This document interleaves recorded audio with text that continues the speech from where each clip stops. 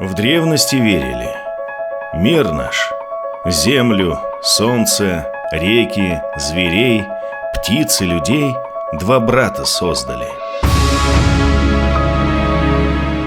Добрый Йен и коварный Омыль.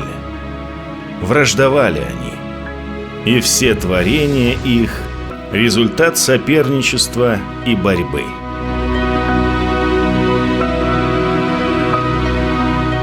Йен создал птиц полезных, животных домашних и зверей лесных, а Омыль – птиц плотоядных, хищников коварных и гадов ползучих. И пришлось человеку одних приручать, а на других охотиться. Так толкует появление промыслов мифология коми-зырян.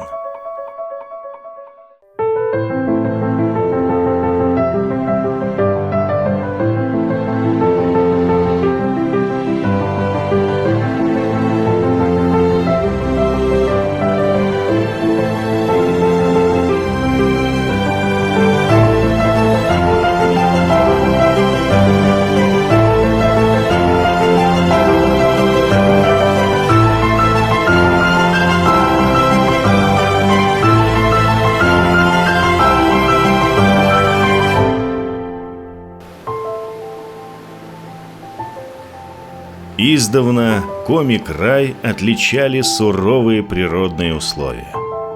Долгая холодная зима и короткое лето. Почвы неплодородные. На одном земледелии не выжить. Богатые дичью и пушным зверем леса, полноводные реки и озера делали очевидным выбор человека. Промыслы. Охота и рыболовство с древнейших времен – главные занятия коми-людей. Пушнина, мясо и рыба пользовались спросом. Истори через Зырянский край пролегали торговые пути. Так промыслы позволяли и большую семью прокормить, и доход принести.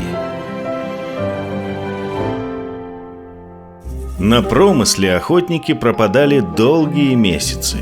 Это сформировало особый характер коми-мужчины. Волевого и сильного, но замкнутого и молчаливого. Вот охотник, который один, месяцами бродит по парме, значит, пусть собрание охотников или там щельских поселенцев, он пришел, и вот ему тоже говорят, вообще выступают там, говорят о том, о чем, и у него тоже, пару слов, давай скажи. Вот тут он и спотеет. Он лучше с медведем в одному встретиться в парме, чем сейчас встать и пару слов при всех сказать. Мальчики приобщаются к промыслу с малых лет. Я охочусь, сколько себя помню.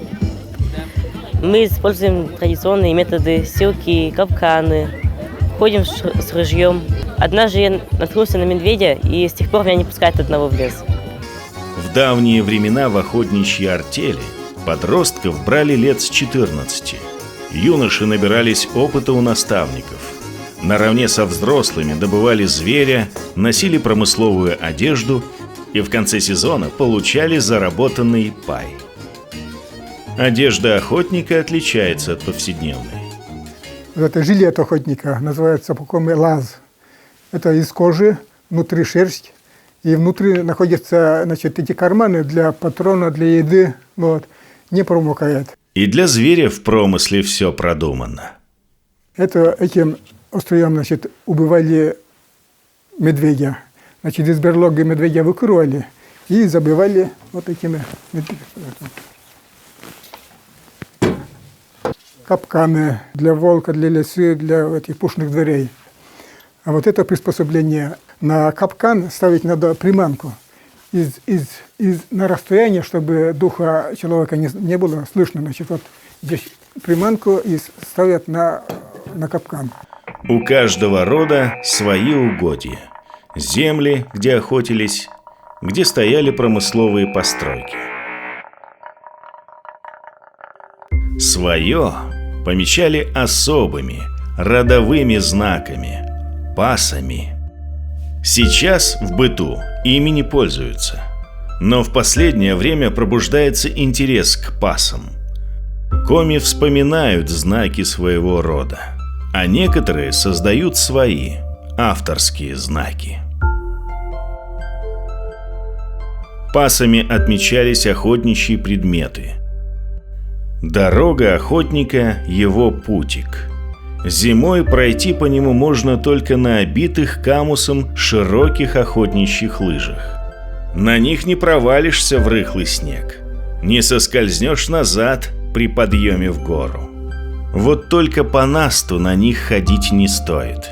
Камус сотрется.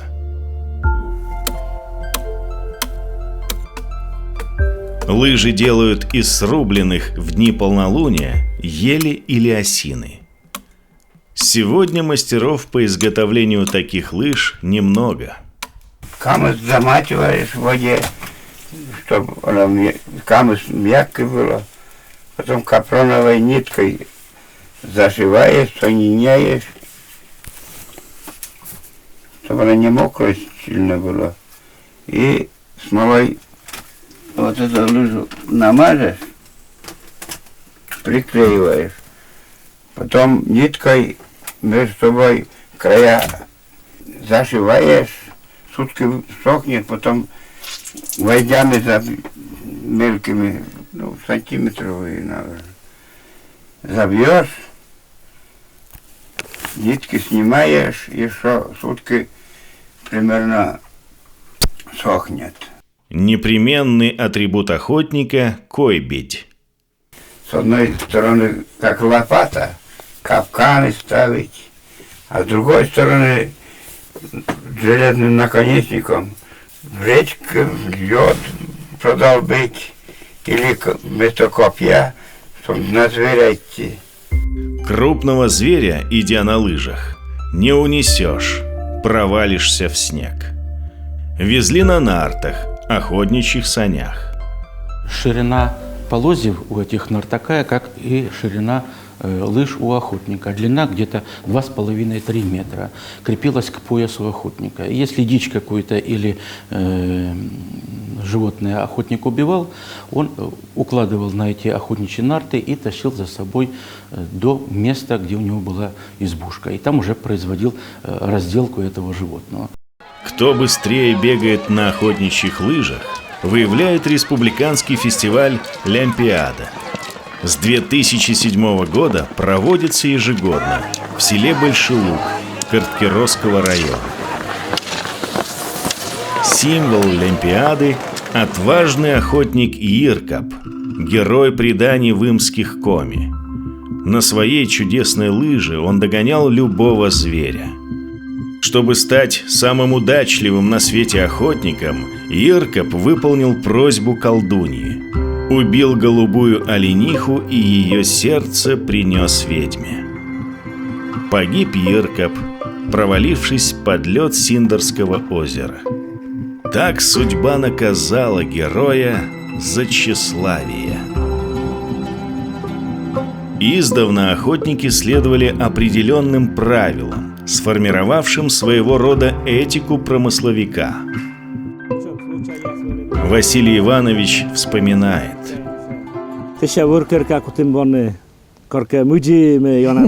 Первое işte. Да, чем я ёль, ситиш вели васа катлиллам. И киркаскад эспюр первая шапка пырчес. Подходя к лесной избушке, отец снимал шапку. Просил позволения «прими дом переночевать». Вокруг дома обходил, гладил каждый угол. Только после входил в избу. Когда покидал ее, прощался, благодарил за прием. Если человек там, у него там отец, там, прадед, там охотились, вот он ходит, туда больше никто не ходит. Такие традиции. И как бы соблюдаем, никто никуда не лезет. Силков, не дай бог, кто-то возьмет, там украдет. Это у нас табу. Но в избушке всегда оставляли дрова, огниво, сухари, сахар, чай. Для случайного гостя. Наиболее удачливые охотники считались колдунами. Не может же им просто так всегда вести. Носили обереги: медвежьи зубы, щучью челюсть, хлеб, освященную соль.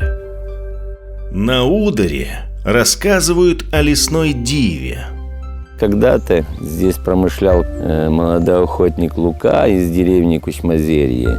И один раз к нему в избушку явилась лесная дива. Она 2 раза являлась к нему и очень просила остаться здесь навсегда с ней. Она обещала подарить ему всю тайгу, всю красоту и свое сердце. Однако Лука отказался, ну и в отместку лесная дива напустила на него порчу, и тот еле-еле отсюда уехал. Нельзя на промысле думать о женщинах, скучать о женах. Перед началом промысла артели охотников собирались и согласовывали свои маршруты, чтобы друг другу не мешать. Илочские и Верхнепечорские охотники встречались в деревне Еремеево. Традиция таких сборов переросла в республиканский праздник охотника. Проводится он раз в 2 года и выявляет достойных называться наследниками Иркопа. Сам основатель деревни Еремеево, Еремей, мой получается, я ему 7-е колено. По поколению моих дедов это Еремей, Федосей, Осип, Павлин, Прокопий, Михаил, Сергей, мой отец, и я, Евгений. У Евгения Бажукова были все основания стать дважды победителем праздника охотника. Охотой начал увлекаться, в принципе, я где-то с лет 7. Дедушка мне сделал лыжи камысовые, проявил интерес. Сам раз сходил с отцом, увидел, мне понравилось почему-то это. Потом ходил с братьями также. В Еремеево и сегодня живы обычаи дедов и прадедов. Охотники, как и прежде, используют самоловы, камусные лыжи, носят лузан, верят в приметы. Живы в Коми и рыболовецкие традиции. Благо полноводных рек и озер хватает. Рыбаки помнят, как их предки выходили на промысел. И артелями, и самостоятельно на свои угодья. Ежедневно 1 бригада отдыхает, 3 работают. Весной они заезжают на рыбопромысловые участки, на серую так называемую рыбу. Щука, ясь, окунь, лещ, налим. Ловили неводом, бреднями, сетями и хитрыми приспособлениями. Это орудие лова для рыбы. По-коми называется гымга, по-русски морда. Здесь по Куланью, каждые 100 метров были перегородки. На каждых перегородках, по несколько штук этих гымг. Здесь рыба заходит, там сужено внизу, а выходить она не все могут выйти. Чтобы эту рыбу забрать, здесь есть клапан. Этот клапан открывается, и рыба высыпается в мешок или в какую-то другую емкость. Перед выходом на промысел произносили заговоры. Водяного задабривали яйцами, блинами, хлебом, кусочками ткани. К пойманной рыбе относились с почтением. Не мяли, не выбрасывали, не давали детям и собакам. Рыбу солили, варили, жарили, вялили, сушили. С рыбой и пироги вкуснее. Рыбник, он же курник, он же черенянь.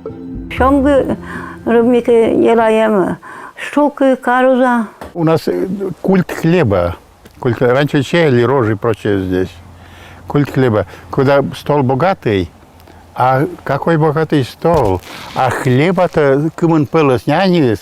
То есть столько сортов разных этих напеченных. Столько, говорит, столько и это, пирожки и это, и прочее. Помню, когда мы жили у бабушки, она пекла, утром встаешь, от запаха свежего хлеба. У нее была русская печка большая, хорошая. И на столе лежат эти шанишки с картошкой, колобки. Но больше всего мне нравилось такая выпечка под названием солянечь. Пирожки с солью. Вкуснее этого я никогда в жизни ничего не ела. Все дни у Коми делились на уль-лун, скоромные, и кослун, постные. Вот в Поливе уль-лун и кослун всякие праздники. Если уль-лун када... Нина Кузьминишна помнит, как на уль-лун бабушка варила суп, жарила мясо и рыбу. А сколько видов каш готовила, все на стол. И, конечно, пироги. Куда без них? Праздники отмечали бурно, с песнями и танцами под гармонь. С одного конца в другой конец идем по вечерам, ночь. Играли, пели песни, а сейчас никого нет. Земледелие и животноводство у Коми в силу климатических условий не так развито, как на юге. На полях сеяли ячмень, рожь, овес, лен, коноплю. В южных районах – пшеницу. На приусадебных участках сажали репу, редьку, капусту, лук и картофель. Как раньше, так и ныне здесь держат коров, овец, свиней, лошадей, птицу. На севере с конца 17 века коми-ижемцы разводят оленей, успешно заимствовав промысел у соседей, немцев. Во многом, благодаря оленю, человек выживал в тяжелых северных условиях. Это и транспортное средство, одежда и еда. Они очень выносливые животные, быстрее бегают лошади, отлично плавают. Помимо животноводства, рыбной ловли и охоты, коми занимаются собирательством. Черника, морожка, брусника, клюква, ягоды на любой вкус. Грибы. Целебные травы собирают для настоев и чая. Собранное хранят в берестяных туесах. Сделать такой сколотень – немалый труд. Дерево подходящее сыскать и цельный пласт бересты снять. Оно не течет, и рыбу можно хранить, и грибы, они не портятся. Вот. Черви никогда не заведутся. Вот. Вода долго хранится, оно как термос. В лесном крае в каждой семье владели навыками деревообработки. Все от ложки до лодки из дерева. Березы, ольхи, осины, ели, сосны. Одно из древнейших занятий у коми – гончарное дело. Первым гончаром на земле был бог Йен. Мужчину он из глины слепил. Глины в коми много, но по качеству не везде подходящая. Хорошие места знают лишь мастера. Повсеместно делали кирпичи для строительства. Глину привозили, потом топтали его лошадями, а потом уже вручную ногами топтали. И вот в эти формы заливали, сушили. Наибольшее развитие гончарное дело получило в селе Выльгард нынешнего Сыктывдинского района и деревнях по реке Летка. Что интересно, в республике Коми в основном преобладало женское гончарство. Везде. А вот в Вильгарде лепили в основном мужчины. И они занимались отхожим промыслом. Чтобы далеко не везти изделия, гончары шли в деревню, где был заказ. Там находили глину, лепили, обжигали. В основном рассчитывались сырьем. Гончар слепил горшок, довольно приличного размера. И вот, значит, ему доверху зерном насыпали. И вот это была плата за работу вот именно за это изделие. Один из древних способов – лепка с использованием гнезда или камня. Их облепляли глиной, обжигали, гнездо сгорало, камень выпадал. Получалась чаша или горшок. Другой способ – по моделям. Точно так же облепляли, но уже сборную деревянную конструкцию. Посуда редко орнаментировалась, иногда наносили пасы. В древности-то узор всегда делали с внешней стороны.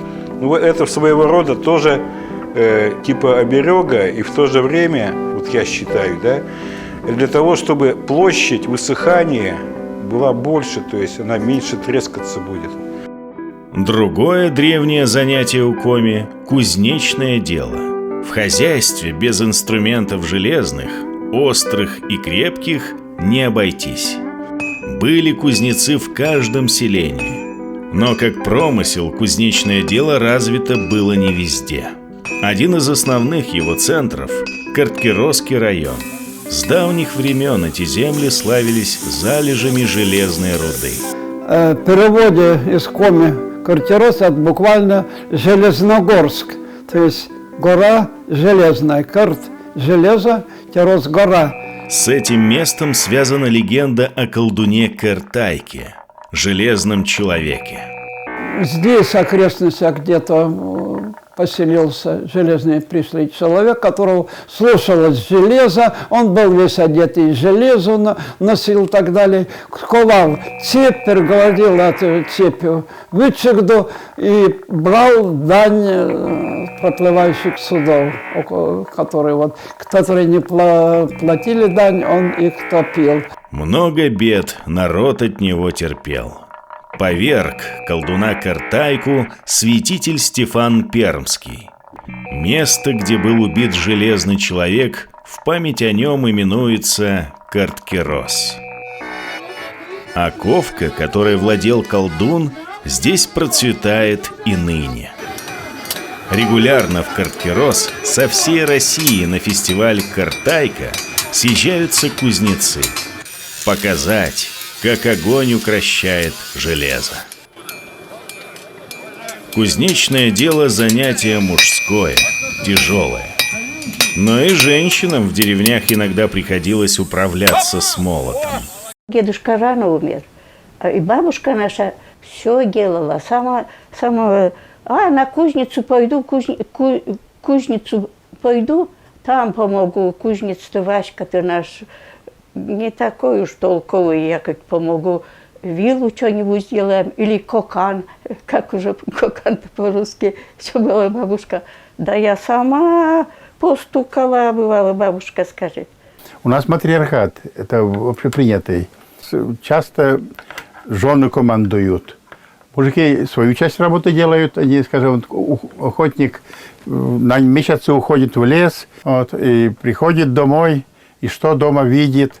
Все в порядке, дети сыты, обуты, одеты, где скотина, там коровы, тоже полный порядок.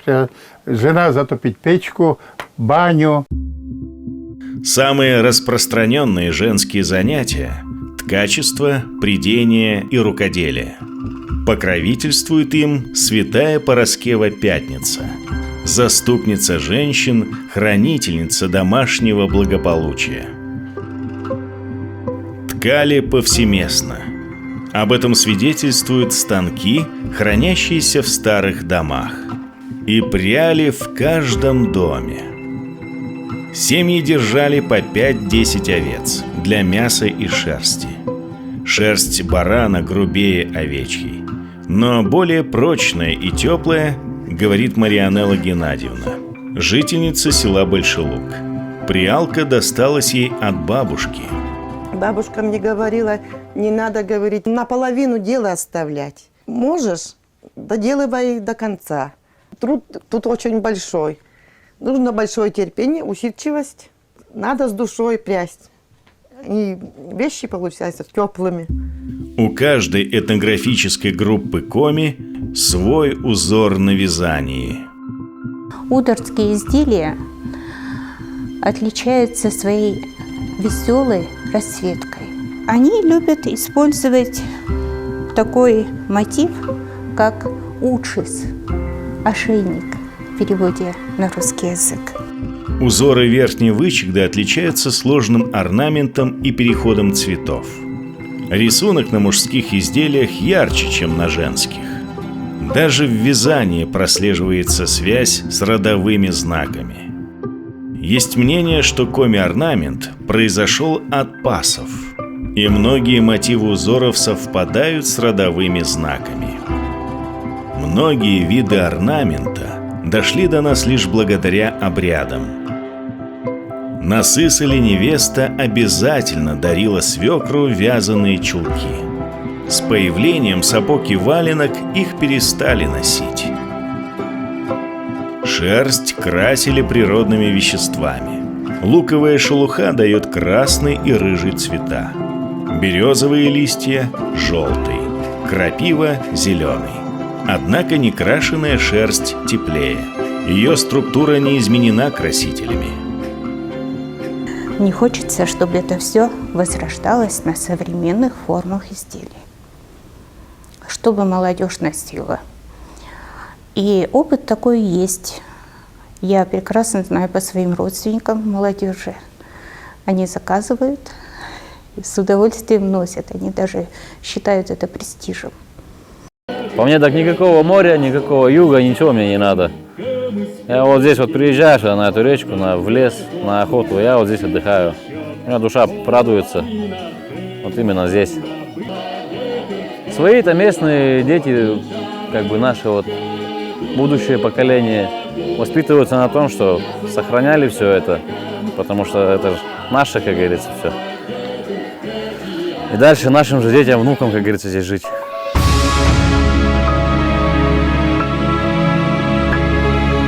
Урбанизация непреклонно наступает.